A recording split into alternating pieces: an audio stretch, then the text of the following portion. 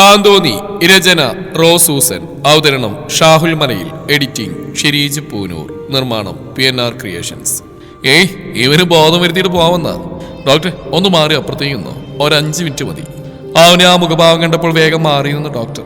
അവനെന്തെങ്കിലും ചെയ്യുമോ എന്ന് ഭയന്നുപോയി അയാളും. സേവി എന്ന് കുമ്പിട്ട് ജോക്കുടനെ സേവിയുടെ അടുത്ത് മുഖമടുപ്പിച്ചു. നീ ആ പാവത്തിനെ കൊന്നുകളഞ്ഞുവല്ലേ. ഇപ്പൊ ഇങ്ങനെ നീ കിടക്കുന്നതിന്റെ കാരണവും അവള് തന്നെയാണെന്ന് മറ്റാരെക്കാളും എനിക്കറിയാം. നീ അങ്ങനെയൊക്കെ പോയാൽ ശരിയാവില്ല. ഇവിടെ നിന്ന് എണീറ്റ് വരണം. നിന്നെ കൊടുക്കുന്നൊരു തെളിവോടെ അവശേഷിപ്പിച്ചിട്ടാണ് നീ മടങ്ങിയത്. ഇത് നിന്റെലടാ പുന്നാരം പൊലയാടി മോനെ. പോകിൽ കിടന്ന ബ്രേസിലെടുത്ത് കാണിച്ചാണ് സേവ ചോദിച്ചത്. അവന് പ്രതികരിക്കുന്ന പോലെ ജോക്കുട്ടന്റെ ശരീരം ഒന്നാകെ ഒന്ന് വെട്ടിവറച്ചു. അവന്റെ നെറ്റിയിൽ വിയർപ്പ് പൊടിഞ്ഞു. എന്തൊക്കെയോ പറയണമെന്നുണ്ടായിരുന്നു. എങ്കിലും സംസാരിക്കുന്നത് ആർക്കും വ്യക്തമായില്ല. കൈയും കാലും അനക്കാൻ ശ്രമിക്കുന്നുണ്ടെങ്കിലും അതിന് കഴിയാതെ വന്നപ്പോൾ വലിയ വായിൽ കരഞ്ഞവൻ. വീണ് കിടക്കുന്നവനെ ചവിട്ടി താഴ്ത്തില്ല ഞാൻ.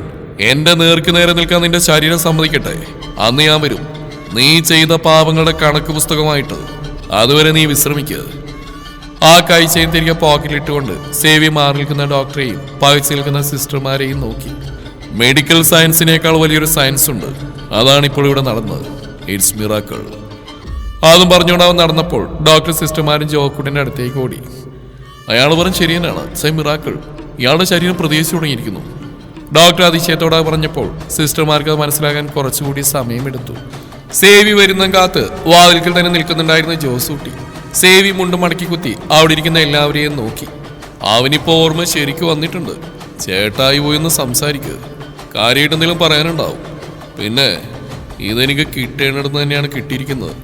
വ്യക്തമായി പറഞ്ഞ സെലീനയുടെ പണിമുറിയിൽ നിന്ന് വെച്ചോ. തനിക്ക് മുമ്പിൽ നിൽക്കുന്ന ജോയിക്കുട്ടിയുടെ കയ്യിലേക്ക് ആ ബ്രേസ്ലെറ്റ് ബലമായി ഏൽപ്പിച്ചുകൊണ്ട് സേവ് പറഞ്ഞപ്പോൾ അവനെ പകച്ചു നോക്കി ജോയിക്കുട്ടി. നോക്കണ്ട, എനിക്കെല്ലാം മനസ്സിലായി. ആരൊക്കെ അവനെ സഹായിച്ചാലും കർത്താവിന്റെ കോടതിയിൽ അവന് മാപ്പില്ല. പണ്ടൊക്കെ അങ്ങേര് പിന്നെ എന്നായിരുന്നു. ഇപ്പോൾ ദി സ്പോട്ടിലാ. പാടത്ത് പണി വരമ്പത്ത് കൂലി എന്ന് പറയുന്ന പോലെ. നീ അനിയനെ രക്ഷിക്കാൻ കൂട്ടുന്നൊക്കെ കൊള്ളാം. പണി നല്ല പാല് വെള്ളത്തിൽ കിട്ടും, പറഞ്ഞേക്കാം. ജോയിക്കുട്ടി കേൾക്കാൻ പാകത്തിന് ശബ്ദം കുറച്ചുകൊണ്ടാണ് സേവിയത് പറഞ്ഞത്. തങ്കച്ചി അവരെന്താണ് പറയുന്നതെന്നറിയാൻ കാത് കൂർപ്പിച്ചാണ് ഇരിക്കുന്നത്. മോളി, ഇതാവന്റെ ബ്രേസ്ലെറ്റ്. വണ്ടി അടിച്ചിടുന്ന് കിട്ടിയതായിരിക്കും. ജോയിക്കുട്ടി അത് മോളി ഏൽപ്പിച്ചു. ഡോക്ടർ ICUവിൽ നിന്ന് പുറത്തേക്ക് വന്നു. നിങ്ങളുടെ അനിയൻ ജോക്കുട്ടന്റെ കാര്യത്തിൽ വലിയ അത്ഭുതമാണ് സംഭവിച്ചിരിക്കുന്നത്. മെഡിക്കൽ സയൻസിനെ പോലും തോൽപ്പിക്കുന്ന വിധത്തിൽ. കാര്യം തെമ്മാടിത്തരം കാണിച്ച് അകത്ത് കയറിയതാണെങ്കിലും അയാളിപ്പോൾ വന്നത് നന്നായി. ഞങ്ങൾ വെന്റിലേറ്ററിലേക്ക് ഷിഫ്റ്റ് ചെയ്യാനിരിക്കുന്ന പേഷ്യന്റിനെ മെഡിസിനോട് റെസ്പോണ്ട് ചെയ്ത് തുടങ്ങി. ഇനി പേടിക്കാനില്ല. മനസ്സിനേറ്റ ആഘാതം മാറിപ്പോയിരിക്കുന്നു. ശരീരത്തിനേറ്റ മുറിവുകൾ നമുക്ക് ചികിത്സിച്ച് ഭേദമാക്കാം. ഇന്നുകൂടെ നോക്കിയിട്ട് നാളെ റൂമിലേക്ക് മാറ്റാം. ഡോക്ടർ പുഞ്ചിരിയോടെ പറയുന്ന കേട്ടപ്പോൾ അവരുടെയൊക്കെ മുകളിൽ ആശ്വാസിന്റെ പുഞ്ചിരി തെളിഞ്ഞു. സെലീനയുടെ അടക്കം കഴിഞ്ഞു. പ്രായമായ അമ്മച്ചിയെ നോക്കാൻ അടുത്ത ബന്ധത്തിൽ ഏതൊരു സ്ത്രീ നിന്ന് വന്ന് സേവി നേരെ പോയത് ഇടവകയിലെ അച്ഛനെ കാണാനായിരുന്നു. കാഞ്ഞിരത്തിങ്കൽ സേവിച്ചന് പള്ളിമേടയിലേക്കുള്ള വഴിയൊക്കെ അറിയാമായിരുന്നോ? ചോദിച്ചുകൊണ്ട് ഫാദർ ബെഞ്ചമിൻ ജേക്കബ് നടന്നു വന്നു. പള്ളിമേടയുടെ മുറ്റത്ത് പടർന്നുകൊണ്ടിൽ നിൽക്കുന്ന അത്തിമരത്തിന്റെ ചോട്ടിൽ നിൽക്കായിരുന്ന സേവിച്ചൻ തിരിഞ്ഞു നോക്കി. അച്ഛൻ തന്റെ നേർക്ക് നടന്നു വരുന്ന കണ്ടപ്പോൾ മടക്കി കുത്തിയ ഉടുമുണ്ടിന്റെ കുത്തഴിച്ചിട്ട് അച്ഛനോടുള്ള ബഹുമാന സൂചകമായിട്ട് ഈശോ മിശോക്ക് സ്തുതിയായിരിക്കട്ടെ. തലൽപ്പം കുനിച്ച് വലതുകൈ നെഞ്ചിൽ വെച്ചുകൊണ്ടാണ് അവനത് പറഞ്ഞത്. ഇപ്പോഴും എപ്പോഴും സ്തുതിയായിരിക്കട്ടെ പറഞ്ഞുകൊണ്ട് അച്ഛൻ അവനെ തലയിലും തൊട്ടു. അച്ഛൻ വളച്ചിട്ടില്ലാതെ കാര്യത്തിലേക്ക് കിടക്കാം. ഞാൻ വന്ന ഒരു കാര്യം ചോദിച്ചറിയാനായിരുന്നു. നമ്മുടെ ഇടവകയുടെ കീഴിലുള്ള അഭയകേന്ദ്രത്തിലേക്ക്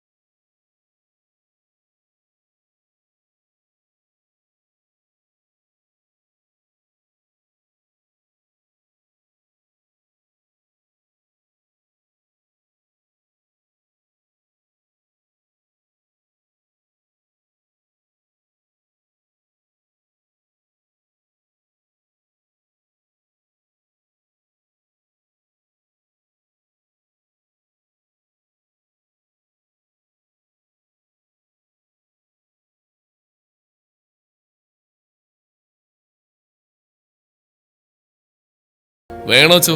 സെലീൻ എനിക്ക് ആരായിരുന്നെന്ന് അച്ഛന് ഞാൻ പറഞ്ഞു തരേണ്ട കാര്യമില്ലല്ലോ. അതുകൊണ്ട് അവിടെ അമ്മച്ചി എനിക്ക് വേണ്ടപ്പെട്ടവരാ. അച്ഛന് ചെയ്യാനൊക്കെ ഈ പറ, ഇല്ലെങ്കിൽ എനിക്ക് വേറെ വഴി നോക്കണം.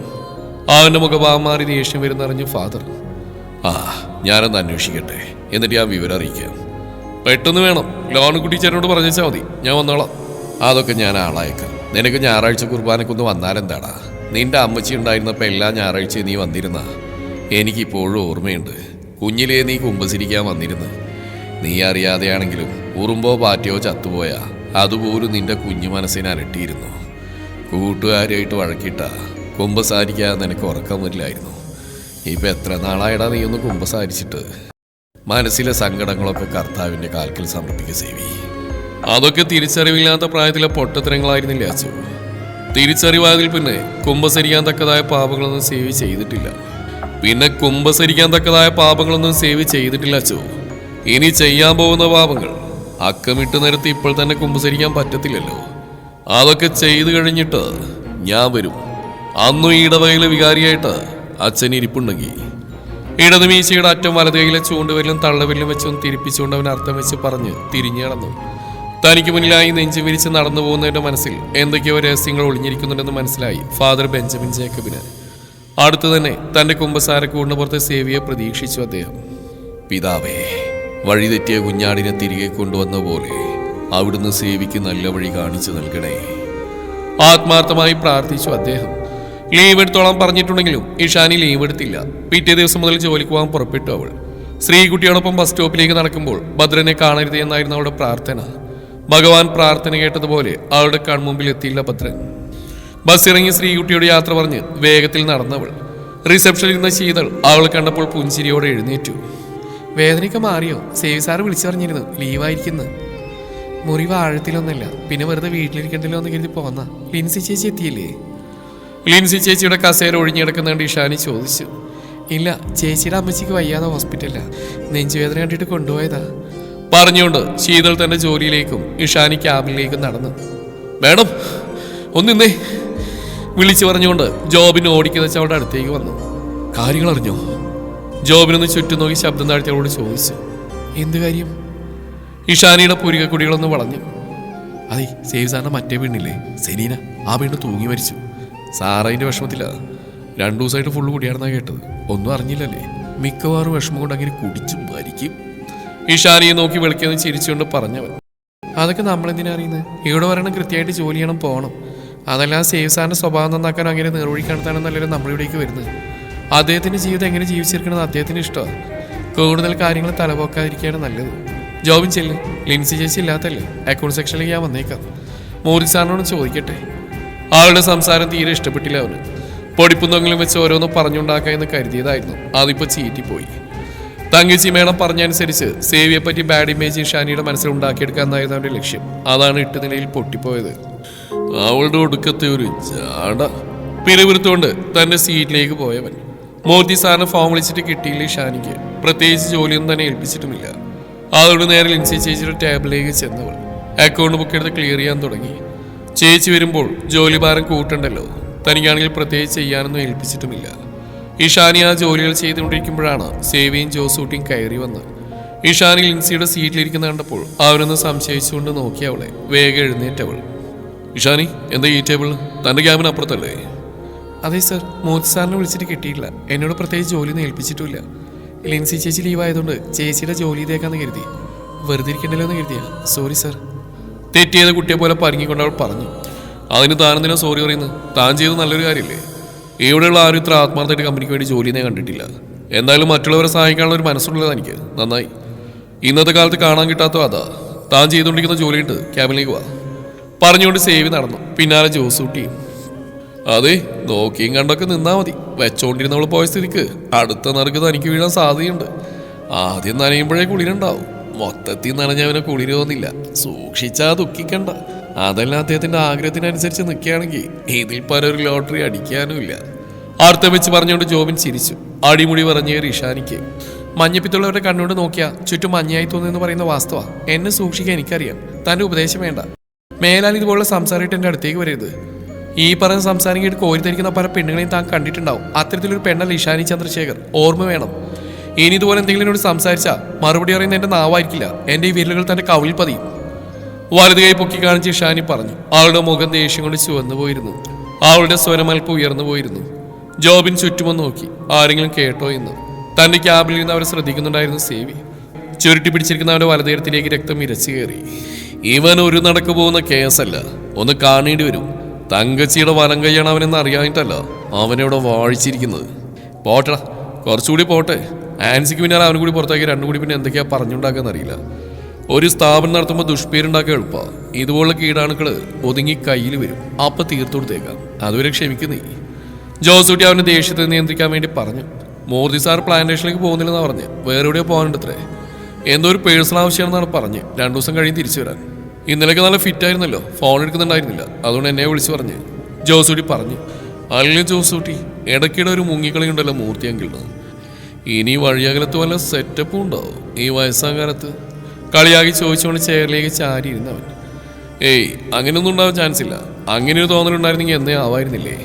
ജോസൂട്ടി ചിരിച്ചുകൊണ്ട് മറുപടി പറഞ്ഞു. അതിരിക്കട്ടെ, എന്താ ഇതിന്റെ പെണ്ണ് കേസ്? അമ്മച്ചി പറഞ്ഞായിരുന്നല്ലോ ഏതൊരു പെണ്ണിന് പോയി കാണുന്ന കാര്യം. നീ ഒന്നും പറഞ്ഞിട്ടില്ല. ഓ, അതൊന്നും നടക്കില്ലെന്നേ. ആ പെങ്കുച്ചിനെ വേറെ ആരും ഉറപ്പിച്ചെന്ന്. സമയമായി കാണില്ല ദാസ, ചിരിച്ചുകൊണ്ട് പറഞ്ഞ് സേവി. ഞാൻ പ്ലാന്റേഷനിലേക്ക് പോയിട്ട് വരാം, എന്തിനും കൂടി വിളിച്ചാൽ മതി. ജോസൂട്ടി പറഞ്ഞുകൊണ്ട് എഴുന്നേറ്റു.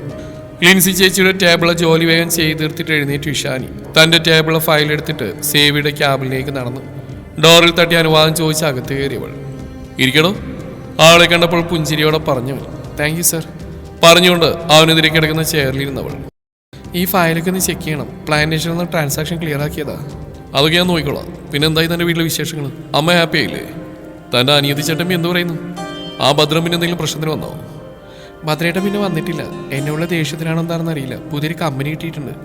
ആരാന്നറിയില്ല, നാട്ടിൽ ഞാൻ കണ്ടിട്ടില്ല. പുതിയ താമസക്കാരാരെങ്കിലും ആയിരിക്കും തോന്നുന്നു. എന്തായാലും ഭദ്രേട്ടൻ്റെ സ്വഭാവം അറിയാത്ത ആളാണ്. ഒപ്പം കയറിയെന്ന് സവാരിയൊക്കെ ചെയ്യുന്നുണ്ട്. ഈഷാനിക്ക് അതൊക്കെ തുറന്നു പറയുന്നതിലൊരു മടിയും തോന്നിയില്ല. അതെയോ? എന്നാ ഇനി താൻ പേടിക്കണ്ട. ആ ചെല്ലി അതോടെ തീർന്നു പോയിന്ന് കരുതിയാൽ മതി. ആ കുട്ടിയുടെ വിധി അതാർക്കും തടുക്കാൻ കഴിയില്ല. അല്ല, ഞാനൊരു കാര്യം ചോദിക്കട്ടെ, സത്യം പറയതാ? ടേബിളിൽ കൈകുത്തി മുന്നോട്ടൊന്ന് ആഞ്ഞിരുന്നുകൊണ്ട് ആളുടെ മുഖത്തേക്ക് ഉറ്റുനോക്കിക്കൊണ്ട് ചോദിച്ചവൻ. നുണ പറയുന്ന ശീലം എനിക്കില്ല സർ. എന്താണ് അറിയേണ്ടത്? മുഖത്തെ പുഞ്ചിരി മായാ തന്നെ ചോദിച്ചവൾ. ഭദ്രനൊരു ചെറ്റയാണ്, അത് സമ്മതിച്ചു. അതുകൊണ്ട് മാത്രമാണോ താൻ ആ ബന്ധം ഉപേക്ഷിച്ച്? എന്ന് വെച്ചാൽ അമ്മയുടെ ആംഗ്ലിയുടെ മകനാണല്ലോ അവൻ. കാര്യങ്ങൾ ഇത്രത്തോളമായ സ്ഥിതിക്ക് ഇനി ഒരിക്കലും അവനവൻ്റെ അമ്മയോ അച്ഛനോ ബന്ധം പുതുക്കാൻ വന്നെന്ന് വരില്ല. ആ ബന്ധം അതോടെ തീർന്നു. ഒരു ബന്ധം തീർക്കാൻ കാരണമായത് മറ്റൊരു പ്രണയമായി കൂടാന്നില്ലല്ലോ. തൻ്റെ മനസ്സിൽ ആരെങ്കിലും ഉണ്ടോ? സേവി കള്ളച്ചിരിയോടെ ചോദിച്ചപ്പോൾ അവിടെ മുഖം ചുവന്നു. എനിക്കൊരിക്കലും ഉൾക്കൊള്ളാൻ കഴിയില്ല അയാളെ. എന്ന് വെച്ച് മാമനായിട്ടുള്ള ബന്ധുപേക്ഷയൊന്നും ഉണ്ടായിരുന്നില്ല. സാറ് കാശ് തന്നപ്പോൾ അയാളിൽ നിന്ന് ഞാൻ രക്ഷപ്പെട്ടു. എന്ന് വെച്ച് മറ്റൊരാളെൻ്റെ മനസ്സിലുണ്ടായിട്ടില്ല. ഇന്നുവരെ ആരോടും അങ്ങനെ ഒരു വികാരം തോന്നിയിട്ടില്ല. അതിനൊരു കാരണം ഭദ്രേട്ടൻ തന്നെയായിരുന്നു. എനിക്ക് പിന്നാലെ അയാളുടെ കണ്ണുകൾ എപ്പോഴും ഉണ്ടായിരുന്നു. സൗഹൃദമായിട്ട് കൂടെ കൂടുന്നവരെ പോലും വെറുതെ വിടാത്ത പ്രകൃതം. കുട്ടിക്കാലം തൊട്ടേ എന്നിലൊരു അധികാരം അടിച്ചമർത്താൻ ശ്രമിക്കുന്ന പോലെ.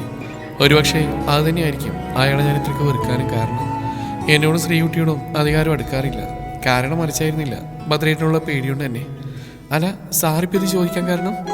ആളുടെ പുരികക്കുടികൾ വില്ലുപോലെ വളഞ്ഞു. തന്നെ നമുക്കൊരു വാക്കുകൂടി ഞാൻ കൊടുത്തിരുന്നു.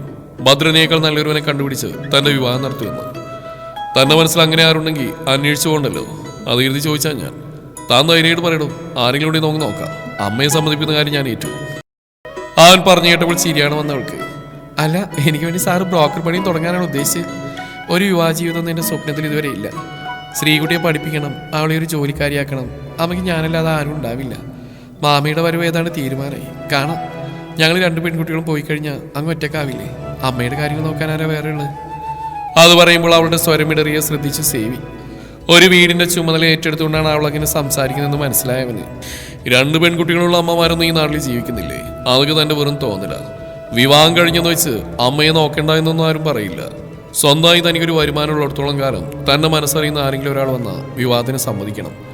അനിയത്തിയുടെ കാര്യമൊക്കെ നടക്കും. ഒരാളെ കണ്ടിട്ട് മറ്റൊരാളെ ദൈവം സൃഷ്ടിക്കില്ലടോ. അതൊക്കെ നമ്മൾ വെറും തോന്നല. ഉദാഹരണത്തിന്, നമുക്ക് വേണ്ടപ്പെട്ട ആരെങ്കിലും മരിച്ചുപോയി എന്നിരിക്കട്ടെ. അവർ മരിച്ചു എന്ന് കരുതി കൂടെ മരിക്കുക നമ്മൾ ഒരിക്കലുമില്ല. കുറേ നാളത്തെ വിഷമവും സങ്കടമൊക്കെ തീർന്ന പതിയെ നമ്മളും ജീവിക്കും. മറവി എന്നൊരു അനുഗ്രഹം ദൈവം നമുക്ക് തന്നിരിക്കുന്നതിനാ. വേണ്ടപ്പെട്ടവരൊക്കെ മരിച്ചുപോയാൽ കൂടെ മരിച്ചു പോയിരുന്നെങ്കിൽ ഇന്ന് ഈ ലോകത്താരെങ്കിലും ബാക്കി കാണും. അതുപോലെ തന്നെയാണ് നിങ്ങൾ 2 പെൺകുട്ടികളും ഭർത്താക്കന്മാരും ഒത്ത് സന്തോഷമായിട്ട് കാണാനാ നിങ്ങളുടെ അമ്മ ആഗ്രഹിക്കുന്നുണ്ടാവുക. ഞാൻ പറഞ്ഞത് എനിക്ക് വിശ്വാസമായില്ലെങ്കിൽ താൻ പോയി അമ്മയോടും ചോദിച്ചു നോക്ക്. എന്നിട്ട് നാളെ വന്ന് എന്നോട് ഉത്തരം പറയണം. തൻ്റെ അമ്മ ആഗ്രഹിക്കുന്നത് തൻ്റെ വിവാഹം നടന്നു കാണാനാണോ, അതോ അമ്മയ്ക്ക് വേണ്ടി ജീവിതകാലം മുഴുവൻ താൻ ഒറ്റയ്ക്ക് ജീവിക്കുന്നത് കാണാനാണോ എന്ന്. ഇഷാനി കണ്ണെടുക്കാതെ അവൻ്റെ മുഖത്തേക്ക് നോക്കി. മായാതെ നിൽക്കുന്ന കുസൃതി ചിരി മാത്രം. മറ്റുള്ളവരെ ഇത്രത്തോളം മനസ്സിലാക്കുന്ന മനുഷ്യനെങ്ങനെ ചീത്തയായി? ആ ചോദ്യമായിരുന്നു അവളുടെ മനസ്സിലിപ്പോൾ. എന്താണോ ഇങ്ങനെ നോക്കിയിരിക്കുന്നത്? തന്നെ നോക്കിയിരിക്കുന്ന അവളെ നോക്കി ചോദിച്ചവൻ. ഏയ് നത്തിങ് സർ, ഞാൻ പൊക്കോട്ടെ, അവൾ ചോദിച്ചു. സംസാരിച്ചിരുന്ന ഒരു കാര്യം പറയാൻ മറന്നു. ഇത് നമ്മുടെ പ്ലാൻ നാഷണൽ സ്റ്റാഫുള്ള ഇൻഷുറൻസ് ക്ലെയിമിന്റെ ഫയലാണ്. ആരുടെയെങ്കിലും ഇൻഷുറൻസ് കട്ടായി കിടക്കുന്നുണ്ടോ എന്ന് നോക്കണം. നമ്മുടെ ചെറിയൊരു അശ്രദ്ധ കൊണ്ട് വലിയൊരു നഷ്ടം വരാൻ പാടില്ല. ഏതെങ്കിലും കട്ടായിട്ടുണ്ടെങ്കിൽ റിന്യൂവൽ ചെയ്യണം. ഇൻഷുറൻസ് കമ്പനി അഡ്വൈസറുടെ ഡീറ്റെയിൽസ് ഫയലിൽ തന്നെയുണ്ട്. ഒരു ഫയൽ എടുത്ത് ആൾക്ക് നേരെ നീട്ടിക്കൊണ്ട് പറഞ്ഞവൻ. ഓക്കെ സാർ, ഞാൻ നോക്കിക്കോളാം. ആ ഫയൽ വാങ്ങി തിരികെ സീറ്റിലേക്ക് മടങ്ങി അവൾ. ഗൗരി സ്കൂളിൽ പോകുന്ന വഴി ഭദ്രനെ തിരഞ്ഞെങ്കിലും കണ്ടില്ല. വൈകിട്ട് വരുമ്പോൾ അവനെ കാണണമെന്ന പ്രാർത്ഥനയോടെ നടന്നു വരുമ്പോഴാണ് ഭദ്രൻ പോകുന്നത് കണ്ടത്. ആളെ കണ്ടിട്ട് നിർത്താ പോകുന്നതിനെ വിളിച്ചവൾ. വണ്ടിക്ക് പിന്നാലെ ഓടി വരുന്ന അവളെ കണ്ടപ്പോൾ നിർത്താതിരിക്കാൻ തോന്നിയില്ല അവന്. ബുള്ളറ്റിൽ നിന്ന് ഇറങ്ങാതെ തന്നെ കാലുകുത്തിയിരുന്നവൻ. അവന്റെ ഇടതുഭാഗത്തായി വന്ന് നിന്ന് കീതപ്പടക്കി ഗൗരി. അവളുടെ കഴുത്തിലൂടെ ഒലിച്ചിറങ്ങുന്ന വിയർപ്പ് ചാറിട്ട് ബ്ലൗസിനുള്ളിലെ വിടവിലേക്ക് ഒഴുകിയിറങ്ങുന്ന കണ്ടപ്പോൾ അവന്റെ ശരീരം മറ്റെന്തിനോ മോഹിച്ചു. തന്റെ ഉള്ളിൽ ഉണർന്ന വികാരങ്ങൾ ശമിപ്പിക്കാൻ കഴിയാത്ത പോലെ അവൻ ആകെ ഒന്ന് ഒഴിഞ്ഞു നോക്കി. ഞാൻ കരുതി താൻ നിർത്താ പോയെന്ന്. സോറി മാമ, അങ്ങനെയൊക്കെ പറഞ്ഞാൽ ഞാൻ സൗകര്യദിക്കുക. അവരൊക്കെ പഠിപ്പും വിവരം കുറഞ്ഞ ആളുകളല്ലേ. ഇന്നത്തെ കാലത്തെ കുറിച്ച് പ്രത്യേകിച്ച് ധാരണകളൊന്നുമില്ല. അതുകൊണ്ട് അങ്ങനെയൊക്കെ പറഞ്ഞു താനെ വിട്ടേക്ക്. പിന്നെ ഈ നാട്ടിൽ വന്നിട്ട് ഞാൻ പരിചയപ്പെടുന്നത് തന്നെയാണ്. അതുകൊണ്ട് തന്നോടൊന്ന് പറഞ്ഞിട്ട് പോകണമെന്ന് കരുതി അതാ ഓടി വന്നത്. ഇന്നലെ ഞാൻ പറഞ്ഞ താനും കേട്ടാണെന്ന് വിശ്വസിക്കുന്നു. ഇനി മാമയുടെ വീട്ടിൽ നിൽക്കുന്നത് ശരിയാണെന്ന് എനിക്ക് തോന്നുന്നില്ല. ഞാൻ ജോലി വേണ്ടെന്ന് വെച്ച് തിരികെ നാട്ടിലേക്ക് പോവാം. നമ്മൾ മനസ്സിലാക്കാത്തവരുടെ കൂടെ നിൽക്കുന്നത് എനിക്ക് താല്പര്യമില്ലാത്ത കാര്യമാണ്. ഇന്ന് താൻ, നാളെ വേറെ ആരെങ്കിലും. എന്നെ നന്നായിട്ട് എനിക്കറിയാം. ഈ നാളെ നന്നായവരോട് ഒരാണും പെണ്ണും കൂടി സംസാരിച്ചാൽ അവീതം പൊക്കിക്കൊണ്ടിരുന്ന കുറേ സദാചാര പോലീസുകാരുണ്ട്. പകൽമാന്യമായിട്ട് നടക്കുന്ന ഇവിടെയൊക്കെ തനി സ്വഭാവം അറിയണമെങ്കിൽ ഇരുട്ടിന് കനം വെച്ച് തുടങ്ങണം. ആരോടൊക്കെയുള്ള അമർഷം തുറഞ്ഞു പോകുന്നുണ്ടായിരുന്നു അവരുടെ വാക്കുകൾ. ഇനിയൊരു കൂടിക്കാഴ്ച ഉണ്ടാവുമെന്നറിയില്ല. ഈ ഭൂമി ഇങ്ങനെ ഉരുണ്ടുവരുന്ന കിടക്കല്ലേ, ഏതെങ്കിലും ഒരു മൂലയിൽ വെച്ച് ഇനിയും കാണാമെന്ന പ്രതീക്ഷയോടെ പോകുന്നു. അവൾ അവസാനം പറഞ്ഞ വാക്കുകൾ അവന്റെ ഹൃദയത്തിൽ കൊണ്ടു. തുടരും ഈ കഥയുടെ ബാക്കി ഭാഗം നാളെ ഇതേ സമയം.